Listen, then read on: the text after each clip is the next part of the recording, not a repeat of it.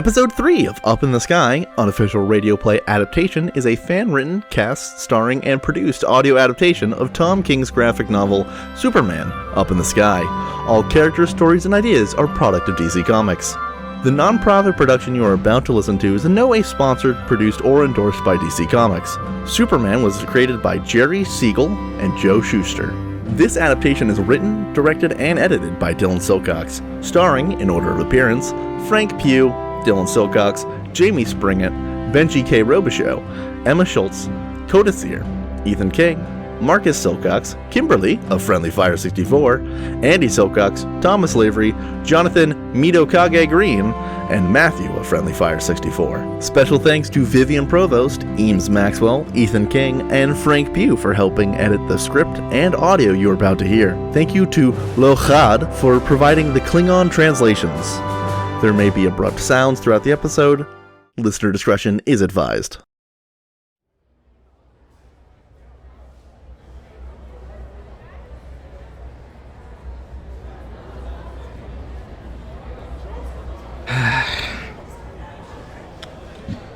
Lunto, Ruten, non-duv. Horwar, Wedshoch, Dich, Loshtach, Re. Call awaiting. Window 3737. 10 more to go. Fracking, finally. Hey, Cape Guy, how many you got left? 52. Hey, that's just 2 after me. What are you talking about? I'm 3,787. He's 3 after me. Hey, what's the big idea, fellas? I'm 3,786. No way I'm letting these jokes talk to Mom before I give him my Hey, story. you trying to take my spot? Your spot? I thought you wanted 37. No. I'm not letting you guys pull that fast one on me. What are you talking about?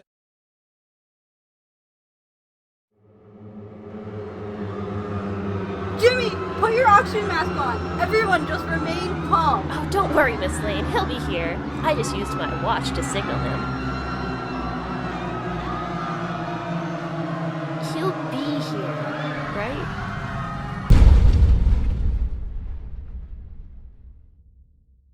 Window 3776. Superman, please. Please, God, somebody save me.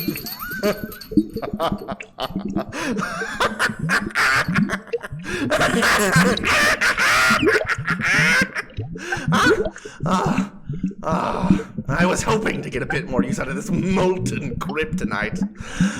Oh well, on with the show.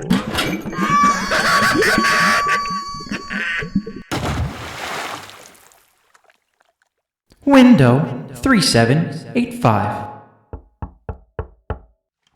Miss Lane? Yes? Just a quick package for you. Just need your signature from a Mr. Cal. Oh, yes, thank you. Have a good day. You as well, Miss Lane. Oh, Clark, it's so cute. I missed you too, big man. Now, where's that handle? Ah, here it is. All around the city streets, the hero chased the villain. The hero thought he was all but caught. Boom goes the Toyman. Oh no. Window 3789. Hey, they skipped me. Call awaiting. Window 3789. Call for Superman. Oh, thank Rao. Did she pick up? Name. You just called my name. Name? Superman. Sir, I don't see a Superman on here. You just called it. I see. I placed a deep space call to Earth hours ago. If they pick up, you shouldn't have to wait. I know, I know. You said that when I placed the call. But she should have picked up already. Well, I don't think she picked up, or I would have called your name. You called my name. Well, we do have a Superman here. Spelled with an E. SUPERMAN.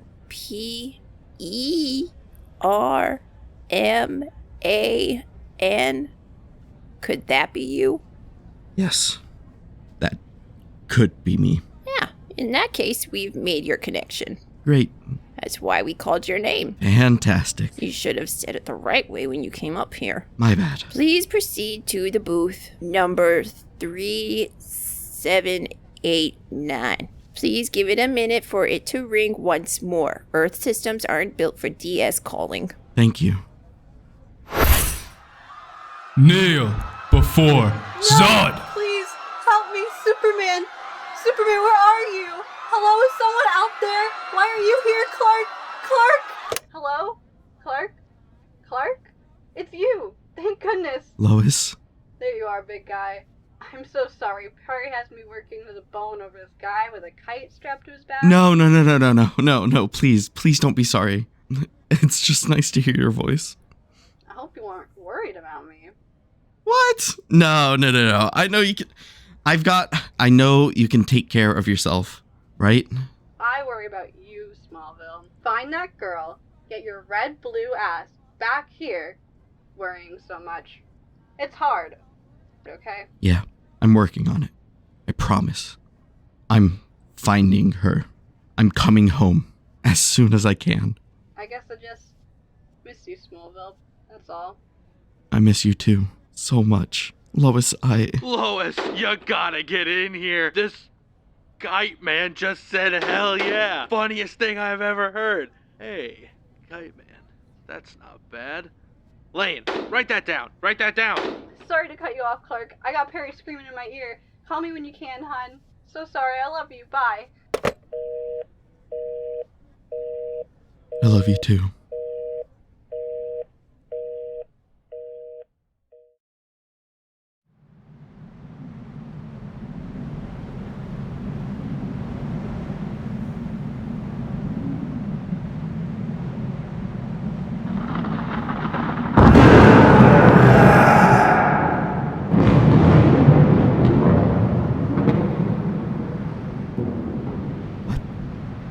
What's going on? Who are you? Why can't I? Help!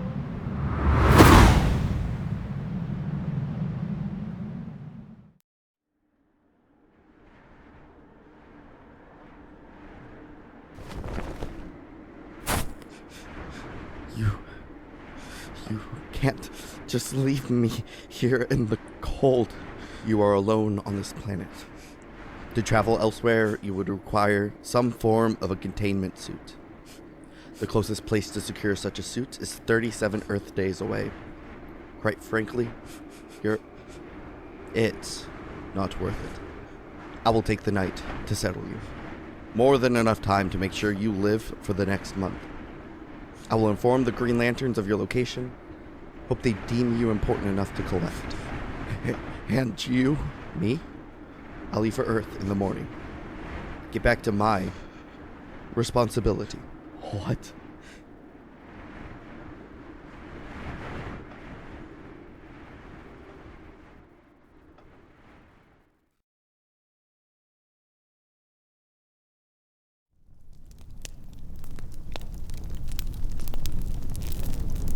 I have dug this cave and built you this fire.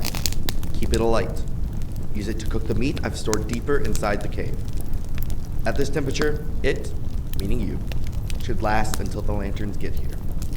Just stay put. Is there something else you need before I leave for Earth? What about Alice?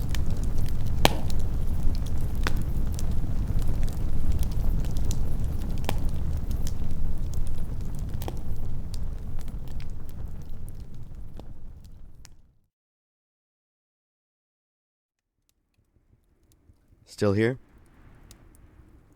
Thought you'd be gone by now. Thanks for the knife. There was no reason to save her. I'm the guardian of Earth. This distraction has killed countless that I could have saved. This mission is nothing more than a delusion. A farce. Some ostentatious act to save your own pitiful view of yourself. Yes, I get it. You said this before. I heard this before. All night last night. I'm tired of hearing it. Just go away. Like you said you were going to. I'm a Kryptonian. There is only one law, the law of truth, that must dictate my actions. Everything else is chaos. This is chaos. Great. And as a human, I'll say good for you. Good luck out there. I cannot save that girl.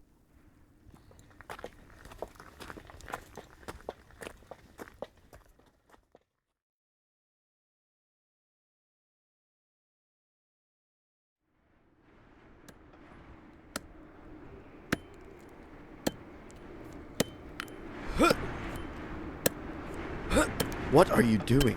Cutting down this tree! I'll have to make a backpack, then set out. There has to be something here to actually get me off this planet. Then I'll get back on her trail. Somehow. I told you, I have already searched this entire planet. Your efforts will yield no results. Even if you did somehow get off planet, you will die. Without powers, you won't succeed. You will waste your time. You will waste your life. Yeah? Well, it's my time to waste.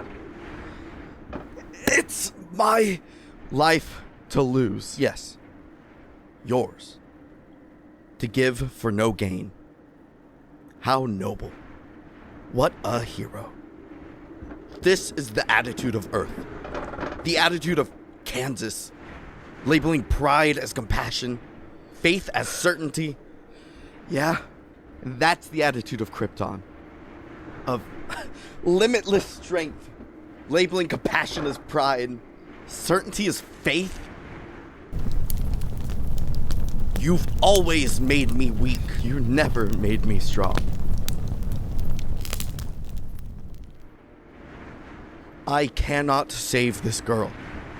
And neither can you. Your desire, your need for her safety is not justified, insignificant, and enough! That knife. One that you needed. Now broken. Useless. For no reason. How unevolved. How perfectly human. I should have just left you here days ago. You want to leave so bad? Fine! Get out! Go!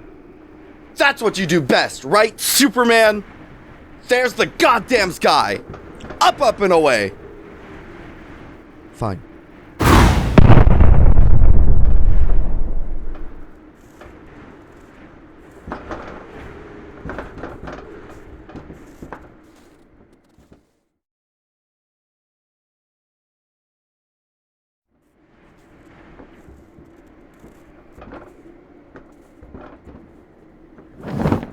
I cannot save that girl.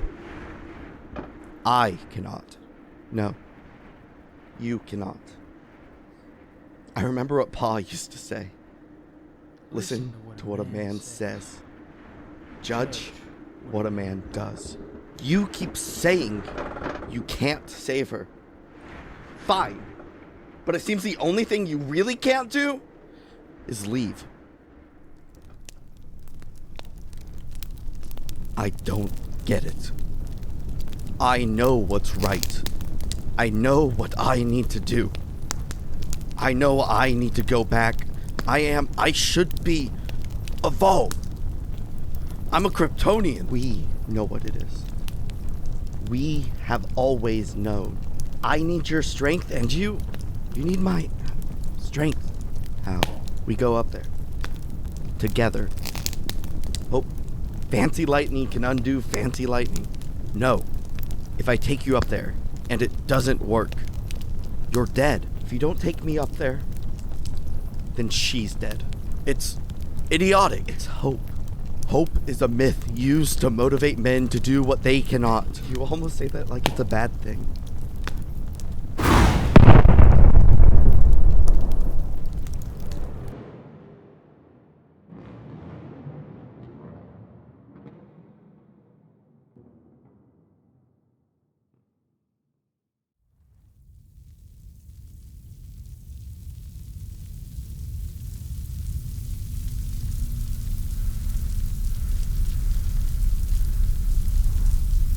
Agreed.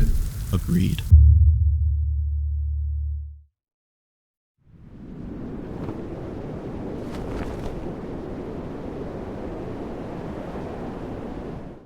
I I am ready.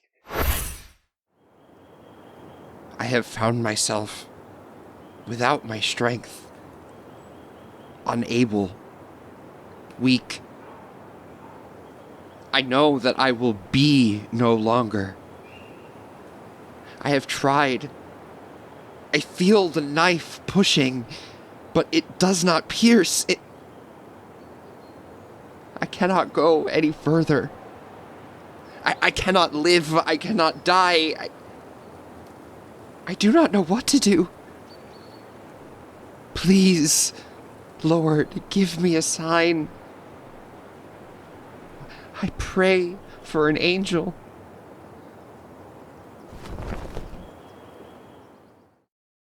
The illness causes pain never felt before.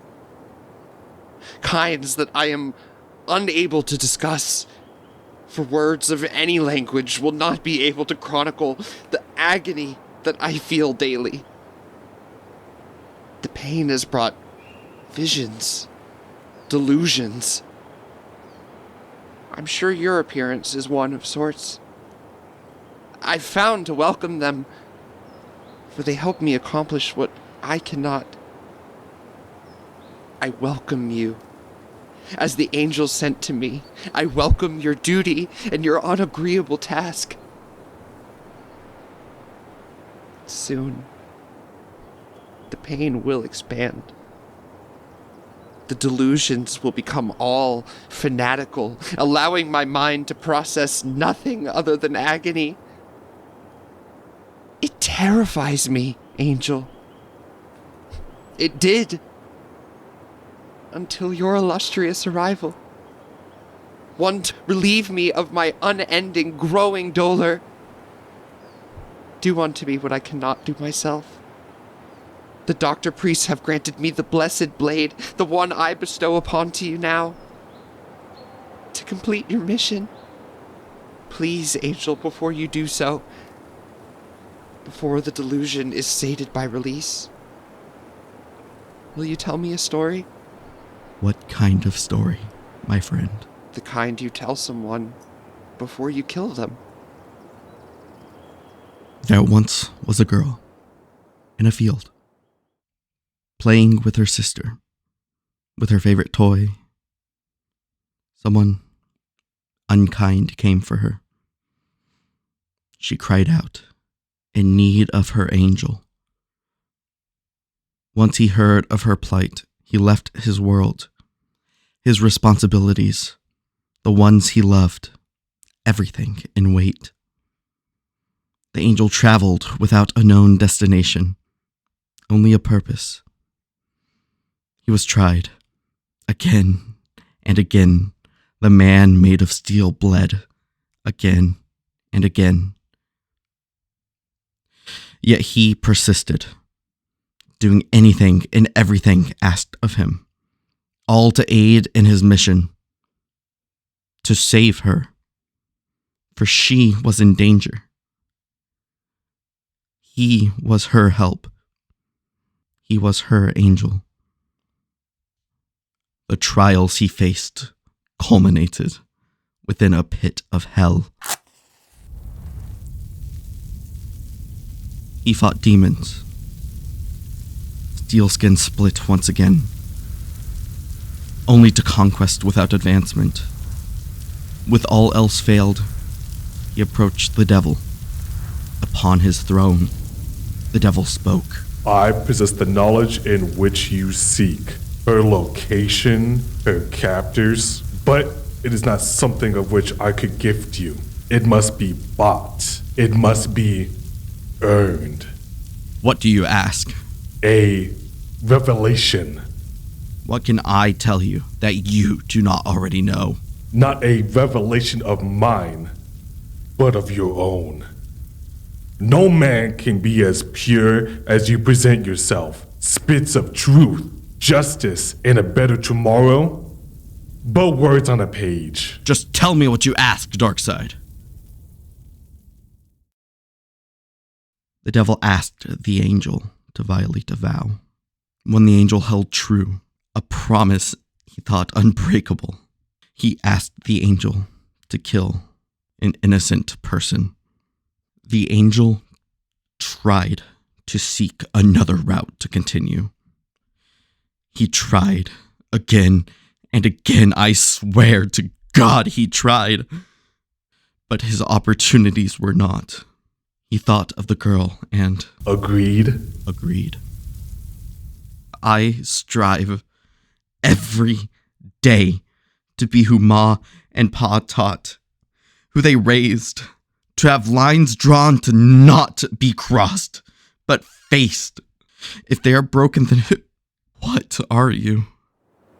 You're not an angel. You're not Superman. So I've tried. I'm trying. The pain, it creeps. Please, Angel, it comes now. Take the knife. I am ready. Help me, Angel, please, I pray. Help me. I can't. No. I gave my word. Please. Angel, the pain, the knife. Angel. Can't. But Alice.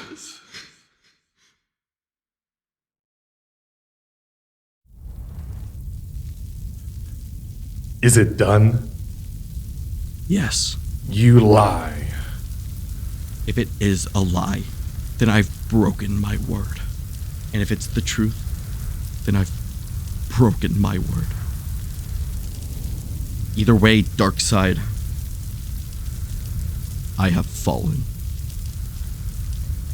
Either way, Darkseid, I win.